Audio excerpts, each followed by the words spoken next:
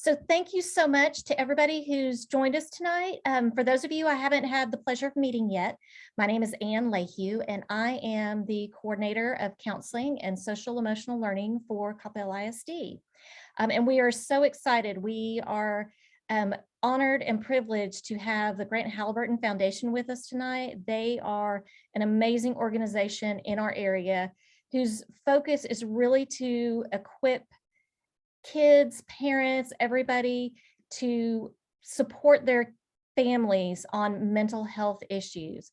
So tonight we have Jessica Look with us. She is the Thrive Strategy and Education Manager from Grant Halliburton, and she is going to talk with us about how we can support our learners so that they are safe and taken care of. So with that, I'm going to say one thing. If you have any questions, I'm going to put my email in the chat. You can email me directly, and then I will connect you with your campus counselor after this meeting. And I know Jessica's also going to put her email in the, or excuse me, yes, Jessica's also going to put her email in the chat. So if you have any questions you want to ask her directly, you can do that. So thank you so much, Jessica, for joining us tonight. Thank you, Anne. Hi, everyone. As she said, my name is Jessica Look, and I am a Thrive Strategy and Education Manager at Grant Halliburton Foundation.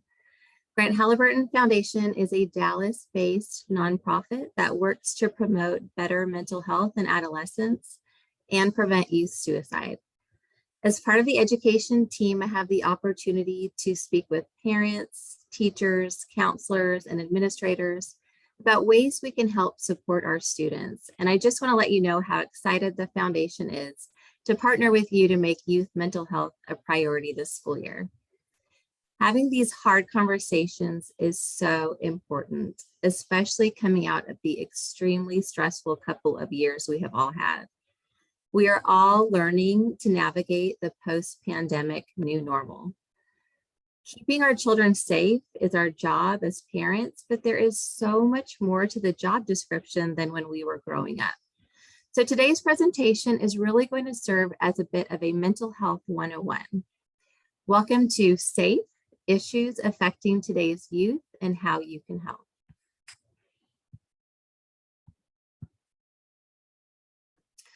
So tonight we're going to talk about three things: stress, depression, and suicide. And you will see how these things are very closely related. We will look at how stress impacts our students and learn ways they can better manage their stress. We will learn the symptoms of depression, when to seek help for those symptoms, and how depression can be treated. And we'll go over some important suicide statistics, learn about the warning signs of suicide, and learn how to respond to a child or teen experiencing a mental health crisis. So what causes stress? Well, there are a lot of things that can cause a child stress. And one of the things we often hear from students is that the adults in their lives tend to minimize their stress and the challenges they go through as young people. So when we say things to a child who is struggling, like, oh, you shouldn't worry about that, it can make them feel like you don't think their feelings are valid and that it isn't okay to feel the way they are feeling. It's unintentional. We think that we're helping, but if we don't really take the time to listen to our kids, they start to realize that you're not a person they can talk to when they are feeling stressed. We don't want this to happen, because if something more serious comes up, like depression or suicidal ideation, they will most likely not come to you for help. We want to make sure we're listening when our children talk to us about feeling stressed or overwhelmed, validate their feelings, and empathize with them, especially as we come out of all of the additional stress of COVID. Because even a seemingly small struggle could feel like a really big deal to a child.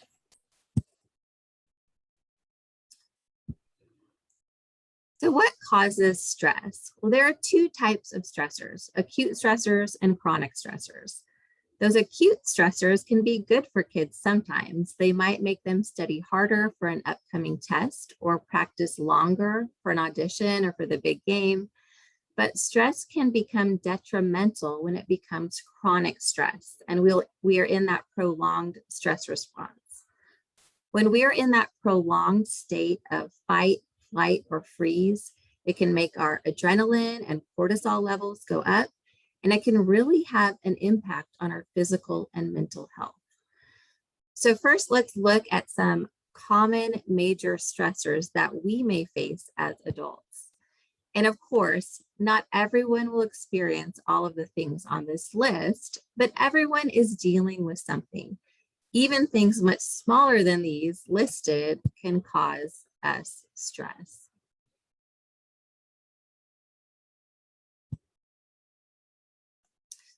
So if those are the things that stress us out as adults, what types of things are stressing out our children? Well, you will notice that the left-hand column doesn't change much because all of those family issues can also be on the plate of a young person. In addition to that, they have the demands of school, they are learning to navigate peer relationships and deal with all of the pressures of social media. Even things we view as positive things like graduating can cause a lot of stress for a young person. Our kids are weighed down. They are dealing with a lot, and most of the things on this list are completely out of our control. We can't control the pandemic. We can't control all of their friendships or the demands of school, but we can help them to learn how to manage their stress. But how do you deal with stress? Well, you can look at stress like a pressure cooker. It just builds up and it builds up until at some point it demands a release. For young people who feel like everything else is out of their control, they have adults telling them what to do all day long, stress relief is often an attempt to regain a little bit of that control, but there are positive and negative ways for them to do that. So let's look at some negative and positive stress relievers. Let's start with the negative or unhealthy ways to deal with stress. These are things we see children and teens turn to when they start to feel really overwhelmed. So first, anger. When someone gets to that boiling point, they can snap at others and say things they don't really mean. It might actually make them feel better for a moment. They get a rush of adrenaline from it, but later may experience regret and shame because of things that were said or how they acted, and that just adds more stress.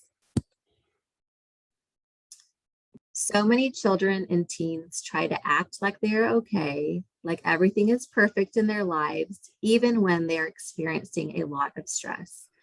When you keep negative emotions like fear, sadness, guilt, anger bottled up for too long, at some point, just like that pressure cooker, it is going to come out. So we need to help our kids find healthy ways to work through those tough emotions. Unfortunately, some teens might eventually turn to alcohol or drugs to numb the pain or to check out, but relief is temporary and can add more stress and other problems. Self-injury. So this is one people don't like to talk about, and it can be hard to understand, but it does happen. Children and teens who report feeling emotionally empty or numb inside might cut as a test to see if they can still feel, or they are hurting so much on the inside that they might use self-injury to express or interrupt those feelings. Cutting can actually make them feel better for a minute because those same feel-good chemicals released during intense physical exertion can also be released during injury. Self-injury is a compulsive behavior that can put someone at a greater risk for suicide. So we don't want to turn and look the other way if you suspect that a child is engaging in self-harm. Bullying and cyberbullying. So many things feel out of your control as a young person, and sometimes bullying gives a child or a teenager a brief feeling of power or control, unfortunately at the expense of another student. Using food as a way to feel more in control could include just really controlling, restricting the food that they eat, or they may resort to binge eating a lot of junk foods, unhealthy foods as an attempt to feel better. We know eating those unhealthy foods is okay sometimes, but we just don't want that stress eating to become a pattern. The problem with all of these behaviors is that they're all just quick fixes. They will only offer short-term relief. And really all of these negative stress relievers come down to one thing. They start as a behavior that is an attempt to feel like you're more in control, but can actually end up controlling the person. Our brains are wired to make connections and create patterns. So if every time we feel sad, we do one thing, and every time we feel overwhelmed, we do this other thing, our brain starts to do those things automatically. And that is how we form habits and addictions. So we really want to make sure that the things we are practicing over and over are healthy things. So what are some of those healthy or positive stress relievers? Well, keep in mind that these are all as good for us as adults as they are for our kids. So first, just pushing the pause button. When students feel overwhelmed, we want them to know that it is okay to take a step back and to take a break from whatever is stressing them out, whether it's an activity, a friend, or social media. Children need to feel a sense of belonging at home, at school, and within their community. And having those genuine connections makes it easier to navigate tough times. Finding a way to express yourself creatively through journaling or art is a great, healthy stress reliever. Just getting good rest. We know that this generation is underslept. They are overscheduled. They have so many distractions. And when we check in on teens, many report that they are only getting around 4 hours of sleep a night. On the flip side, sleeping all day isn't healthy either. So it's really important that our children are getting at least 8 to 9 hours of good quality sleep at night for better brain health. We all know that exercise is a proven stress reliever. So let's encourage our kids to get outside, to ride their bikes or take their dog for a walk, because exercise releases those feel-good chemicals to their brains and it clears their system of those harmful stress hormones like adrenaline and cortisol, and promotes the feel-good chemicals like serotonin and endorphins. And it also just feels good to feel like you have accomplished something. Sometimes children and teens just need to vent, so encourage honest conversation. Let them know it's okay to be vulnerable. If you as a trusted adult speak up about some of the struggles you have experienced, they may be more open to talking to you. And most importantly, model positive stress relief. Remember, when we're talking about our kids, more is caught than taught. So let's make sure that we are modeling healthy ways to deal with stress. The reason we focus so much on stress during this presentation is because stress is the #1 trigger for depression. Now, if we were talking about heart health, we would talk about CPR and what to do if you encountered someone having a heart attack. But it would be better if we backed up and talked about all of the things that can help prevent a heart attack in the first place, like diet and exercise. So that's what we're doing today with mental health. We're starting at the beginning with stress and learning how to deal with it in healthy, positive ways so that it doesn't have a negative impact on our kids down the road. What is depression? When we ask students what depression looks like, they most often use a lot of feeling words like sad, unhappy, emotional. But depression isn't just an emotion or a feeling. It is a treatable medical condition that affects almost everything about a person. It involves their body, their mood, their thoughts, and affects the way a person eats, sleeps, feels about themselves, and thinks about things. So if we were talking about having the flu or COVID or another illness, we know the symptoms to look for, and when we see those symptoms, we see a doctor. But when it comes to mental health, not everyone knows what to look for or when to seek help. So let's look at some of the symptoms of depression. And it's important to note that depression looks different in everyone. And you can't tell if someone is depressed just by looking at them, because it is more than just feeling sad. So someone who is experiencing depression may be in a depressed, irritable mood, or say they feel numb or feel nothing. They may have a loss of interest in things they used to enjoy, just feel really tired, like they don't have any energy, feel really restless or anxious. They may experience changes in their appetite or weight, and this could be losing weight or gaining weight. They might start sleeping more or less than usual, have difficulty concentrating. Where would this show up? This would show up in school, right? It would show up in their grades. So if a child is suddenly having trouble focusing, learning, and performing, we will want to check in with them and see if there's something going on with their mental health. They may start experiencing feelings of guilt or worthlessness. They might feel hopeless or helpless, or even have recurring thoughts of death or suicide. If a young person is experiencing one or two of these symptoms, does it mean they are depressed? Well, maybe not, but we use the 3-2-1 rule. So if someone is experiencing 3 or more of these symptoms for 2 weeks or longer, all at one time, it is time to seek help. Does that mean that they will absolutely be diagnosed with depression? No, but it has gotten to the point where they need to talk to someone. So let's compare this to another illness. What if your child had a sore throat, a cough, and felt achy? We couldn't say for sure if they had strep throat, a cold, or COVID. Only a professional could give a proper diagnosis.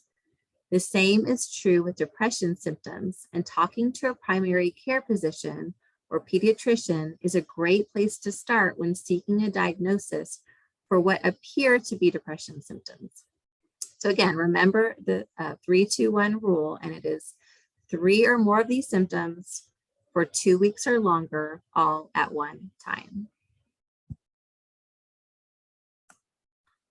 Why do people hide their depression? Well, it's probably because depression is treated so much differently than other illnesses. Unfortunately, there is still stigma surrounding talking about mental health, and kids can be very good at masking their depression. We need to make sure that we're connecting with our kids and looking closely if we start to notice any of these symptoms. But these are the things we commonly hear from children and teens as to why they hide what they are feeling. First, they think no one will believe them. They're afraid of being a burden to their families. They feel embarrassed about how they're feeling. They think they can handle it on their own with no help. They're afraid of being labeled or bullied because of it, or even losing friends over it. Or they just don't understand their feelings or feel that they shouldn't feel the way that they do. And these reasons are why it's so important that we continue to have conversations about mental health to break the stigma. We want our kids to know that it is okay to talk about their mental health the way they would talk about any other health issue. In order to change the culture, we need to debunk some myths and look at the truth about depression. First, depression is not a sign of weakness. It is not the same as being sad. Remember, it's not just an emotion. You can't look at someone and know that they're depressed. Depression is not a condition that can be wished away or fixed by pulling yourself together. You can't talk someone out of being depressed. Depression is a treatable medical condition. And you've heard me say this a couple times already today, and you're going to hear it a few more because it really is something I want you to leave here remembering. What are things that can cause depression? Well, we have already said that stress is the #1 factor, and that can include setbacks, a recent loss, family problems, even just the pressure of high expectations. But other things can play into it too, like alcohol or drug use. This just leads to more stress and other problems. It eventually could lead to dependence and addiction. It may start as a way of coping or self-medicating, but these things are depressants, and that is the exact physiological impact they will have on the brain. Depression may run in a family. So if a child's mother and grandmother were both diagnosed with depression, does it mean that they will be too? Well, no, but it is something to be aware of, and it is something that you should let their doctors know. All of these things, stress, trauma, substance use, genetics, all have a unique impact on a person's brain health and can sometimes have a negative effect on their brain chemistry, structure, and function. Our brains control our thoughts, emotions, and behaviors. And to put it simply, our brains are not working optimally when we are experiencing depression. But what are some of the things that can help with depression? It's actually a lot of the same things that help with stress. First, getting enough sleep. Sleep has a huge impact on positive thinking and mood. Getting enough good quality REM sleep that is uninterrupted by noise, light, devices, television, is what the brain needs to regenerate and rejuvenate during the night. Exercise and eating right. In a recent study, researchers prescribed a group of adults with mild to moderate depression 30 minutes of exercise 5 days a week and nothing else. Almost all reported a reduction in depression symptoms as well as elevated mood and energy. There's also constant research going on now linking brain health to nutrition. We know that too much processed food, lots of fat, sugar, and caffeine is not good for our brains. Young people don't always have a choice in what they eat, but we do want them to start to realize that there is a link between eating better and feeling better. Connecting with others. Mental health conditions thrive in isolation, and that is what has made this past year difficult for so many. We are all wired for connection, and when we feel connected to others, it can make the hard things in life seem less difficult. Kids need to get outside. They need to get some vitamin D and fresh air. Vitamin D has been shown to elevate mood and decrease anxiety. Just unplug and unwind. Make sure your children are taking time away from their devices to read a book or to listen to music or anything else that they find relaxing.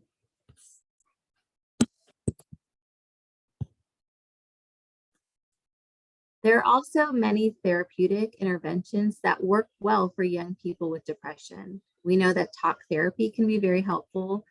Prescribed medication is sometimes needed, but should never be the first line of intervention. And it should be used in conjunction with therapy or counseling. And again, depression is a medical condition, and there shouldn't be any shame or embarrassment associated with needing medication to treat it. Why is it important to treat depression? Well, if unrecognized and untreated, depression can lead to other problems, like problems within a family, conflicts in relationships, negative behaviors that can show up at school, grades starting to decline. To put it simply, a young person's brain does not perform well when they are depressed. And we know that depression can lead to a higher risk for suicide. To be clear, not everyone with depression becomes suicidal. If we were talking about another illness, like lung cancer, for example, we could say that cigarette smoking puts a person at a higher risk for lung cancer. But does that mean that everyone who smokes will develop lung cancer? Of course not. It just puts them at a higher risk, and that's what we're saying about depression and suicide. But remember, again, depression is a treatable medical condition. We've talked about stress and depression, and this leads us to suicide, the topic no one wants to talk about, especially when we're talking about our kids. So a valid question might be, is this something that we really need to worry about? Is suicide really that big of a problem, or is it just the occasional isolated tragedy? Well, let's look at some statistics. In the US, suicide is the 10th leading cause of death among all ages. And in 2019, it claimed the lives of more than 47,000 Americans. It's the second leading cause of death among ages 10 to 24. And so of those 47,000 who died in 2019 by suicide, 6,500 were youth. In Texas, we lose a young person aged 5 to 14 to suicide at the rate of more than 1 per week. And a young person aged 15 to 24 to suicide at the rate of more than 1 per day.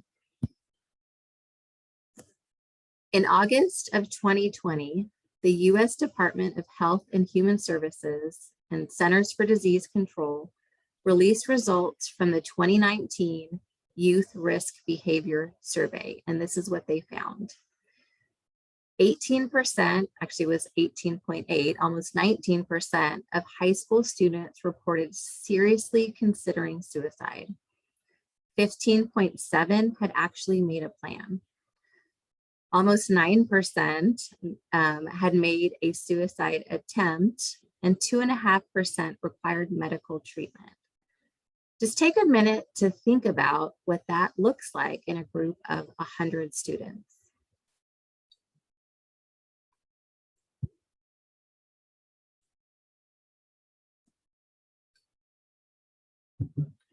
Or in a class of 1,000 students. These are startling statistics. The number of suicides and suicide attempts have continued to increase year after year, and it is affecting children who are younger and younger. And I want to point out that all of these statistics are pre-COVID, and the numbers have increased since then. So yes, this is a big problem, and it is something we need to start talking about. So another question might be, why would a person consider suicide? Well, we know from research that has been done with people who have attempted suicide and survived that most people who consider suicide don't really want to die. They just want whatever pain they're experiencing to end. And given another option, they would rather live. There is hope in this statement. It means that suicide is highly preventable, and that we may be able to prevent a person from taking their own life if we recognize the warning signs and know what to do to intervene. So what are those warning signs? Well, the warning signs for suicide may show up in 3 areas, in a person's mood, in their behavior, or their words. So we'll start by looking at a person's mood. And there are 2 things that are important to remember as we look at these warning signs. These may seem like small things, but they will be on the extreme side of behaviors you might typically see from this person. And also, not everyone will exhibit all of these signs. If we see any of them, however, we do want to have a conversation to see what is going on. So first, if we're talking about someone who is already experiencing depression, they may have experienced like a worsening depression or increased anxiety. Again, experience that loss of interest in things that used to be important to them. They may experience rage or irritability, humiliation. They could start acting suddenly confident or happy. And this one is a bit confusing, but if you have a child who has been very depressed and all of a sudden, kind of out of nowhere, they start acting this different way, we want to pay attention to that because it could mean that they have made their suicide plan. And our biggest red flag as far as mood goes is if they are having a feeling of hopelessness.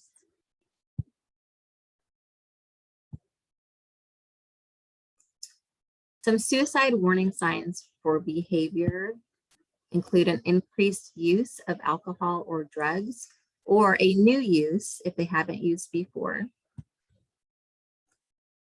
They may start acting recklessly, and this could look like a lot of different things. Maybe they're driving recklessly. Maybe they refuse to wear a seatbelt when they get in the car.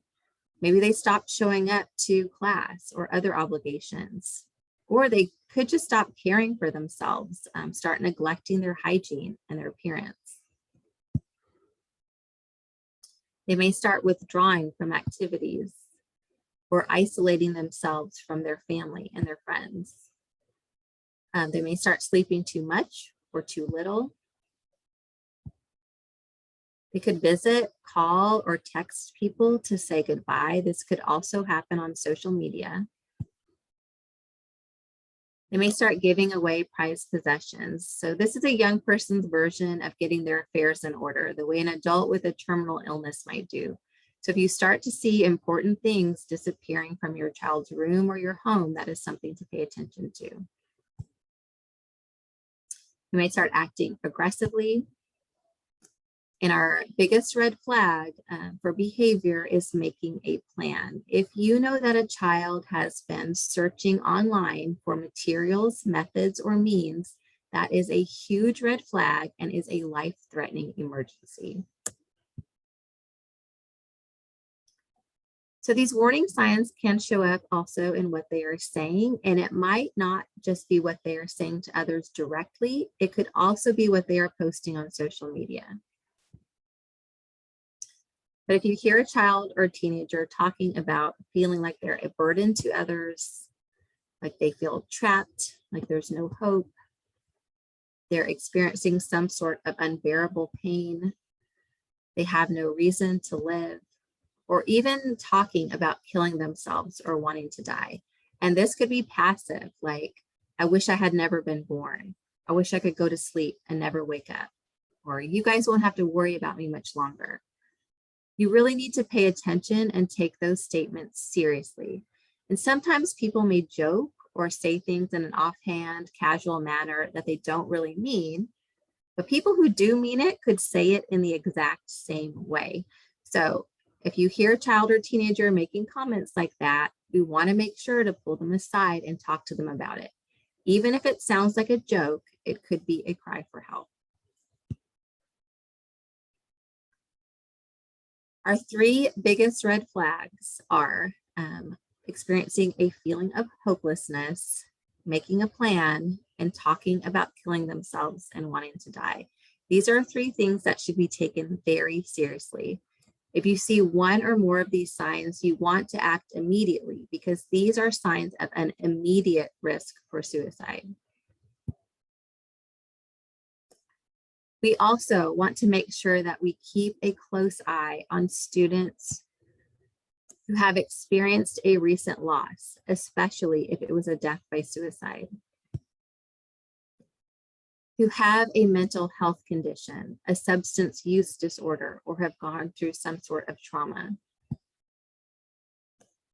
If we know they've had a prior suicide attempt or are engaging in self-harm, if they have an LGBTQ identity. So in that same risk behavior survey I mentioned earlier that talked about 18.8% of all high school students reported serious thoughts of suicide. In this group, students who identified as LGB had seriously considered attempting suicide at a rate of 46%. Almost half of those almost half of those students. And according to the QPR Institute, more than 50% of transgender youth will have at least one suicide attempt by their 20th birthday. So this is a group we want to keep a very close eye on. We also want to watch out for kids who are under a lot of stress or pressure, and these could be your high achieving kids that, you know, they want to be at the top of their class, they want to get into the first choice of their college, and they put a lot of pressure on themselves, and parents can put a lot of pressure on those kids as well. So let's also kind of keep an eye on those kids, check in with them, make sure that they're dealing with those stressors in healthy ways. And then also, if we know that students have access to lethal means like firearms or pills, we know that girls attempt suicide 3 times more often than boys do, but boys are more than 4 times as likely to die by suicide attempt because they tend to use more lethal means like a firearm. I know we're in Texas and many of us have guns in our homes, but I cannot stress enough the importance of making sure that your firearms are stored properly so that your children do not have access. So now we know the warning signs. So if you see any of those warning signs, what do you do? Well, we're going to remember TAG, which is an acronym for take it seriously, ask questions, get help. This will provide you with a structure and a framework for having a conversation with someone that you are concerned about. So first, you want to take it seriously. We'll find a quiet, private place to have a conversation, just kind of create that safe space to talk about how they are feeling. And then just express your concerns. I've noticed you haven't been hanging out with your friends much lately.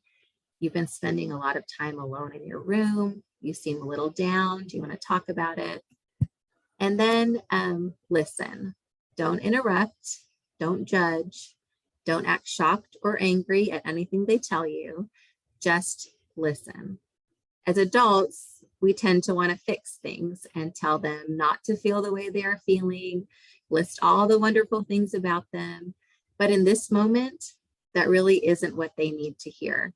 When we do that, we shut down the conversation and validate their feelings by telling them what they should feel instead of really listening. So we really just want to empathize with them and offer reassurance.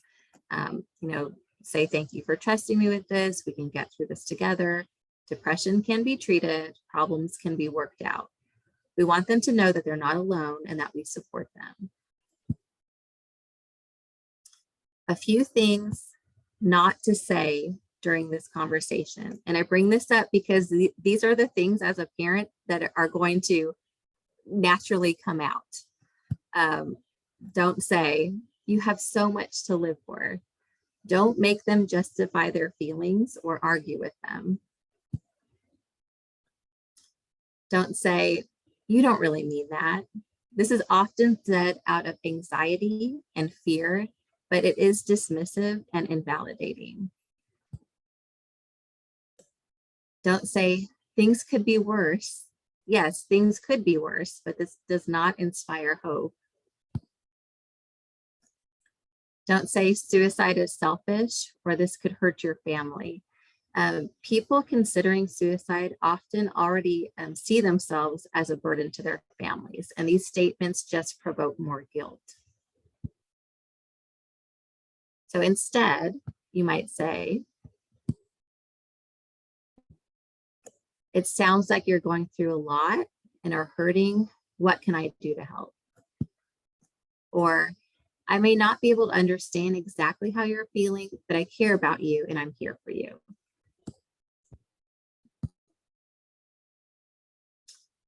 So you've started the conversation, you've expressed your concerns, you're listening empathetically to what they are saying, and next you might need to ask some tough questions. So during the conversation, you get the impression that your child is really struggling with despair and hopelessness. You will need to ask, do you sometimes feel so bad that you think about suicide? You don't have to say it in that way. You can frame it differently, like, Sometimes when a person feels as sad as you're feeling, they may think about hurting themselves or even taking their own life. Have you ever felt like that? This is a question no one wants to ask. But if you are genuinely concerned, the bottom line is if you don't ask the question, you won't know the answer. It is a long-held myth that talking about suicide can put the idea in someone's head. This is simply not true.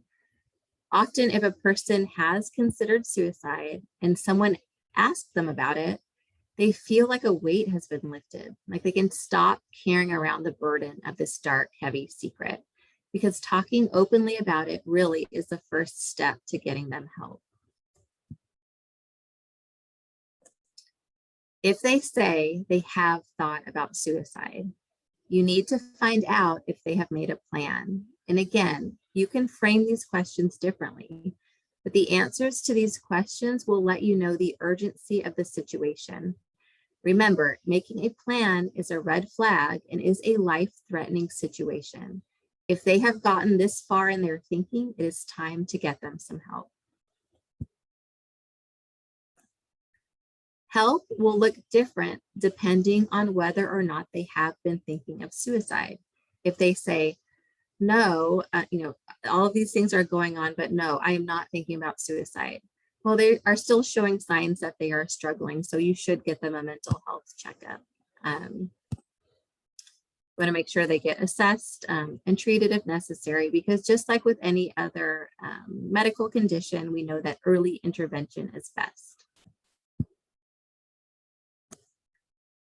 If they say that they have been thinking about suicide, we really want to take action immediately, because a person seriously considering suicide can act on those feelings very quickly.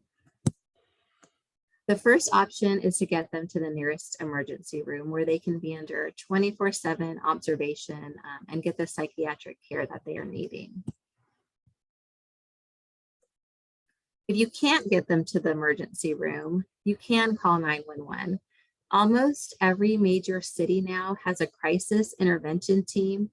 So just explain the situation, tell them you're with a child dealing with a mental health crisis, and they will make sure that trained officers come out to talk to you and to safely transport your child to the emergency room. Another option, if you're just not sure what to do, is to call the National Suicide Prevention Lifeline. They can walk you through what to do step by step, and I will give you that number in just a moment.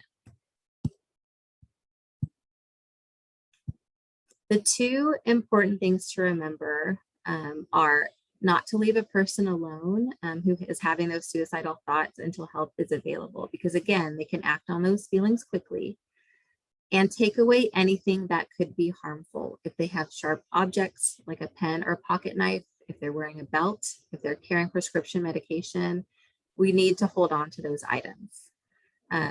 They've trusted you this far, they are unlikely to fight you on that. So here is the number for the Suicide Prevention Lifeline. It actually uses GPS on your cell phone to determine your location, and your call is answered by the nearest crisis line to you.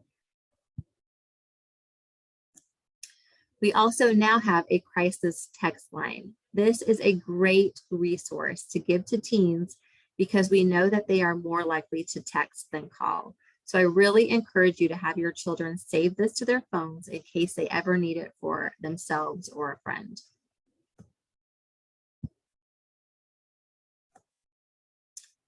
We also have a website, herefortexas.com, that is a searchable database of over 900 North Texas mental health providers.